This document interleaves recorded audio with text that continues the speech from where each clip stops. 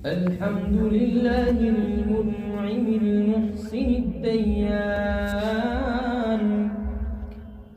ذي الفضل والجود والكرم والإحسان. أشهد أن لا إله إلا الله الحنان المنان، وأشهد أن سيدنا وسندنا ومولانا محمدا عبده ورسوله، صلاة الله وسلامه على من قاد إليه الشجر وسلم عليه الحجر. قال الله تبارك وتعالى في القرآن المجيد والفرقان الحميد: لئن شكرتم لأزيدنكم ولئن كفرتم إن عذابي لشديد.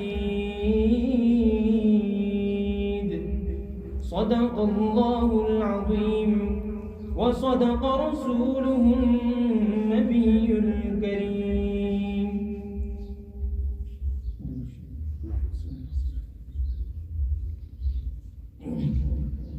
سلام اس پر کے جس نے بے کسوں کی دستگیری کی،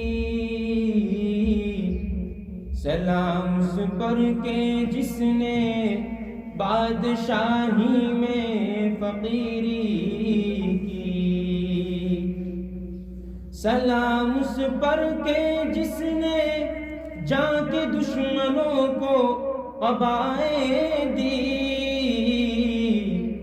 سلام اس پر کے جس نے گالیاں سن کر دعائیں دی، سلام اس پر کے جس کے گھر میں سونا تھا نہ چاندی تھی، سلام اس پر کے ٹوٹا بوریا جس کا بچھونا تھا. محترم مکرم سامعین کرام، اللہ تبارک و تعالی نے دنیاوی زندگی میں رہتے ہوئے بندوں پر بہت سارے انعامات کیے ہیں. اب ان نعمتوں کا حق ہے اور وہ حق ہے شکر. شکر دو طرح سے ادا ہوتا ہے. ایک تو ہے زبانی شکر کہ اللہ تبارک و تعالی نے آنکھیں دی، کان دیے، دل دیا، دماغ دیا، تو بندہ کہہ دے اللہم لک الحمد ولک الشکر کل ولک الملک کل علی من انعمتنا، کہ اللہ جو چیزیں تو نے مجھ پر عطا کی ہے تیرا فضل ہے، تیرا احسان ہے. اور دوسری قسم ہے وہ ہے حقیقی شکر. حقیقی شکر کا مطلب یہ ہے کہ جو نعمت جس مقصد کے لیے دی ہے اس نعمت کے ذریعے اس مقصد تک پہنچا دے. مثال کے طور پر رب تعالیٰ شانہ نے مال دیا ہے تو مال اس لیے دیا ہے تاکہ لوگوں پر خرچ کیا جائے. مال اس لیے دیا ہے تاکہ ہمارے ساتھ رہنے والے اعزا و اقارب آپ کے پیسوں سے محروم نہ رہے. اسی طرح رب تعالیٰ شانہ نے ہمیں والدین دیے ہیں تو یہ بھی ایک نعمت ہے. اب اس نعمت کا شکر یہ ہے کہ ہم والدین کی اطاعت کریں، ان کی فرما برداری کریں. نبی اکرم شفیع اعظم رحمت دو عالم صلی اللہ تعالی علیہ وسلم ارشاد فرماتے ہیں کہ جو بندہ والدین میں سے کسی ایک باپ کو ایک مرتبہ محبت بھری نگاہ سے دیکھ لے، رب تعالی شان اس کے نام اعمال میں ایک مقبول عمرے کا ثواب لکھ دیتے ہیں. اور ایک مرتبہ محبت بھری نگاہ سے ماں کو دیکھ لے، رب تعالی شان اس کے نام اعمال میں ایک مقبول حج کا ثواب لکھ دیتے ہیں. تو یہ والدین بہت بڑی نعمت ہے جو رب تعالی شان نے ہمیں عطا کی ہے. آج میرا نوجوان والدین سے کوسوں دور ہے، وہ ان کے احسان کو بھول چکا ہے. وہ ماں جس نے 9 مہینے پیٹ میں پالا، جس نے تجھے بڑا کیا، جس نے تجھے چلنا سکھایا، آج نوجوان ہو کر تو ماں کو بھول بیٹھا۔ وہ ماں آج بوڑھی ہو گئی، جس کی کمر جھک گئی، آنکھوں سے بینائی چلی گئی، دماغ سٹیا گیا۔ اگر غصے میں آ کر تجھے گالی دے دے، تجھے کوئی غلط بات بول دے، آج کا نوجوان غصے میں آ کر ماں کو بھی گالی دے دیتا ہے۔ ارے تو اپنی ماضی کو یاد کر، بچپن میں جب تو مستی میں آ کر ماں کے رخسار پر مار دیتا تھا، وہ محبت کی ماری ماں تیرے ہاتھ چوم لیتی تھی۔ آج حق یہ بنتا ہے کہ تو ہاتھ چومنے کے بجائے قدم چوم لے۔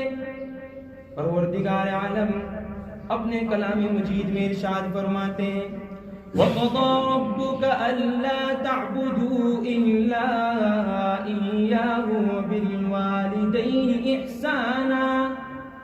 تیرا رب دو باتوں کا فیصلہ کرتا ہے، ایک تو یہ کہ دنیاوی زندگی میں رہتے ہوئے اسی کی عبادت کی جانی چاہیے،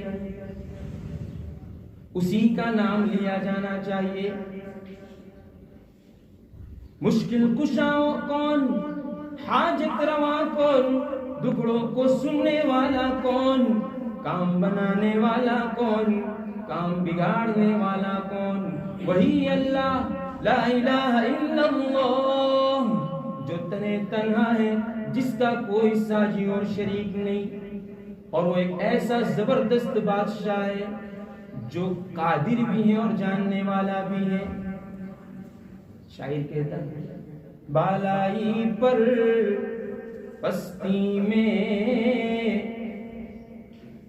ویرانوں میں، بستی میں، آگ لگا کر ہستی میں، تو کہتا پھر یہ مستی میں، لا الہ الا اللہ، لا الہ الا اللہ۔ جن و بشر، حور و ملک، سب پہ ایک اس کی نظر، شام و سحر اور رات اور دن ایک ہی ہو یہ ورد تیرا، لا الہ الا اللہ، لا الہ الا اللہ۔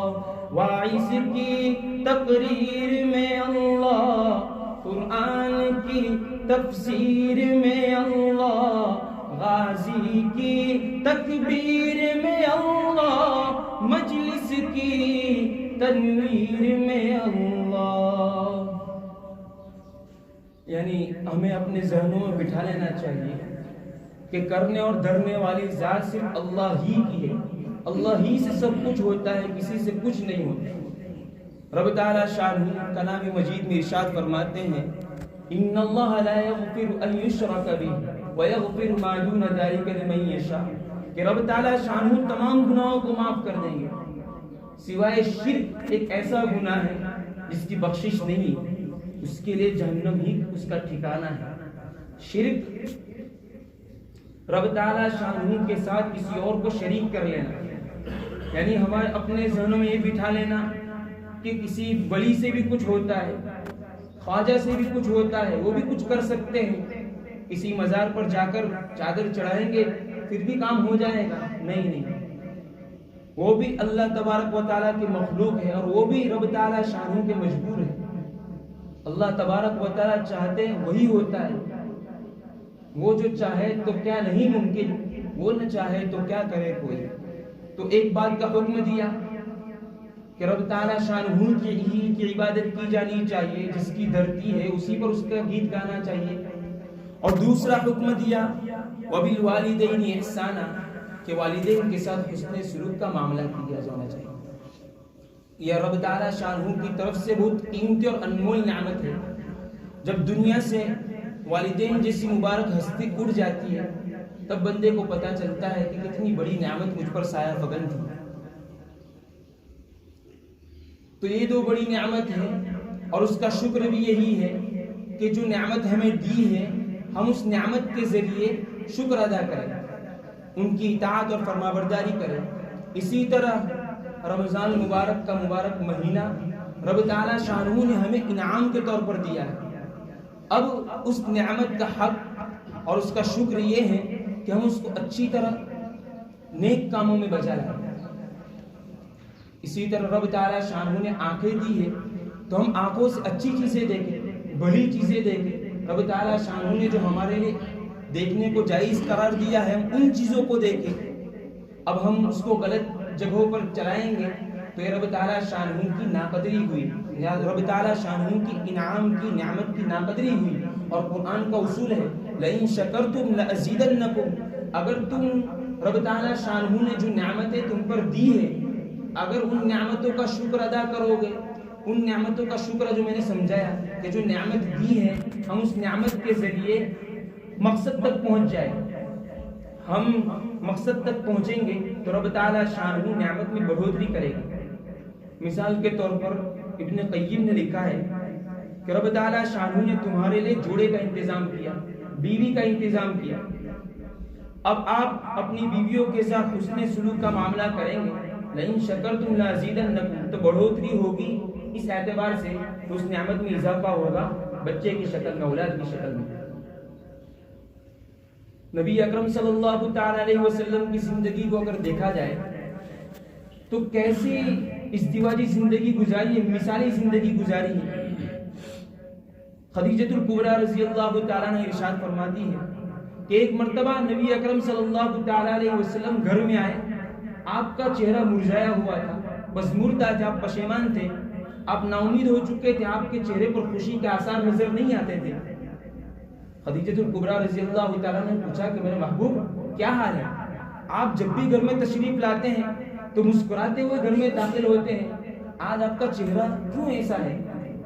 تو نبی اکرم صلی اللہ تعالی علیہ وسلم گھر سے واپس نکل جاتے ہیں اور پھر تشریف لاتے ہیں اور مسکراتے ہوئے اپنے اہل و عیال کے ساتھ ملتے ہیں اور وجہ بیان کرتے ہیں کہ میں مکہ کی وادیوں میں گیا تھا، مکہ کے بازاروں میں گیا، میں رب تعالیٰ شانہ دین حنیف کو لے کر لوگوں کے پاس پہنچا، لوگوں نے مجھے گالیاں دی، بس مجھے دل میں ٹھیس پہنچی کہ میں تو رسول اللہ ہوں، میں تو دنیا میں اس لیے بھیجا گیا ہوں تاکہ ظلمات سے نور کی طرف نکالوں، تاکہ لوگ جو شرک اور بدعات میں مبتلا ہے میں ان کو ایک رب کی طرف بلاؤں، لیکن میرے ساتھ یہ معاملہ ہو رہا ہے۔ ایسے ماحول میں بھی، ایسے وقت میں بھی نبی کریم صلی اللہ تعالی علیہ وسلم نے بتایا کہ کس طرح ہم اپنی زندگی کو گزاریں۔ تو یہ شکر ہے کہ رب تعالیٰ شانہ نے ازدواجی زندگی کے ساتھ منسلک کر دیا تو اس کے ساتھ اچھا سلوک کیا جانا چاہیے۔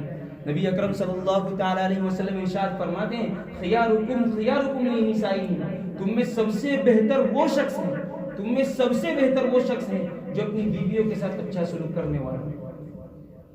نبی اکرم صلی اللہ تعالی علیہ وسلم ایک مرتبہ امی عائشہ کو کہا کہ کیا تو نیزوں میں اور کھیل کود میں شوق رکھتی ہے؟ مسجد نبوی کے باہر چند حبشی غلام نیزے کھیل رہے تھے، امی عائشہ نے کہا جی ہاں میں اس میں شوق رکھتی ہوں۔ نبی اکرم صلی اللہ تعالی علیہ وسلم امی عائشہ کو لے گئے اور اپنے کندھے کے پیچھے کھڑا کر دیا اور وہ کھیل دکھایا اور پھر کہا خیارکم خیارکم لنسائہم، تم میں سب سے بہتر وہ ہے جو اپنی بیویوں کے ساتھ اچھا سلوک کرے۔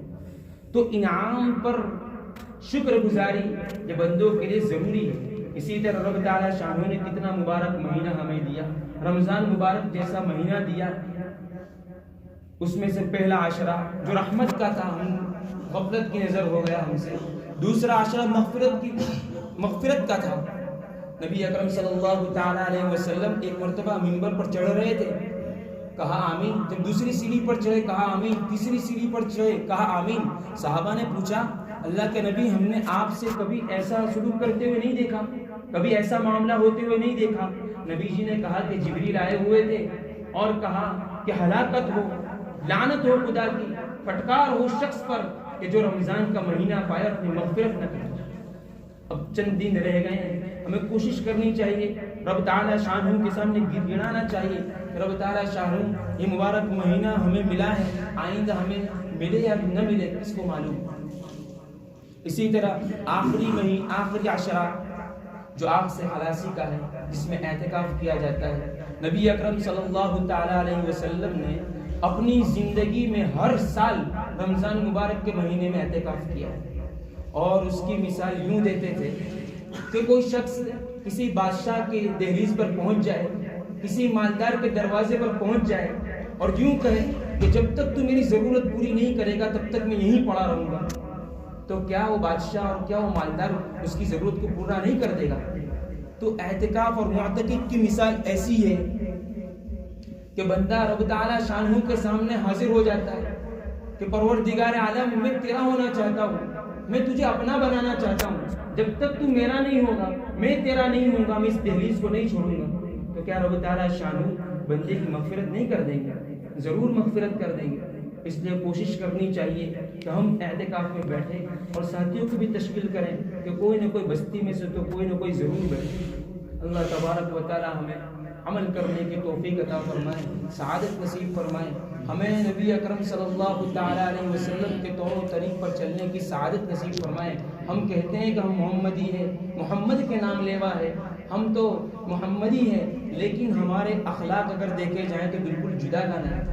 کل قیامت کے دن وہ لوگ بھی کھڑے ہوں گے، آج ہماری اولاد کے نام، آج ہمارے بھائی بہنوں کے نام صحابہ کے نام پر ہے، صحابیہ کے نام پر ہے۔ کتابوں میں لکھا ہے کہ کل میدان محشر میں نبی اکرم صلی اللہ تعالی علیہ وسلم جام پلا رہے ہوں گے اور فرشتے کہیں گے سحقاً سحقا، نبی جی چھوڑ دیجیے ان لوگ کو، یہ تو وہ لوگ ہیں جنہوں نے آپ کا نام لیا، جنہوں نے آپ کی بیویوں کا نام لیا، جن کا نام عائشہ تھا، کسی کا نام صدیقہ تھا، کسی کا نام زینب تھا، کسی کا نام ابو بکر تھا، کسی کا نام عمر تھا، لیکن ان کے اخلاق آپ کے صحابہ کی طرح نہیں تھے، ان کے اخلاق آپ کے اخلاق کی طرح نہیں تھے، ان کے اخلاق تو بالکل بگڑے ہوئے تھے، ان کے قلوب تو بالکل سخت ہو چکے تھے۔ ثم قست قلوبکم من بعد ذلک فہی کالحجارہ، بالکل یہودیوں کی طرح دل سخت ہو چکے تھے۔ اس لیے یہ رمضان مبارک کا مہینہ ہے، ہمیں مغفرت کروانی چاہیے اور اپنے دل کو موم بنانا چاہیے، رب تعالی شانوں کے سامنے گڑ گڑانا چاہیے۔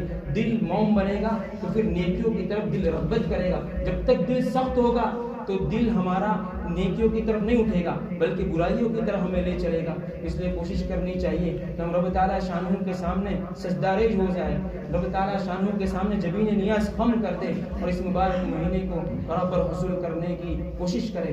رب تعالی شانہ کئی سنی باتوں پر سب سے پہلے مجھے پھر ہم تمام کا عمل کرنے کی توفیق عطا فرمائے۔ یہ دعا عظم مؤذن لا جہاں آمین بعد، وآخر دعوانا الحمدللہ۔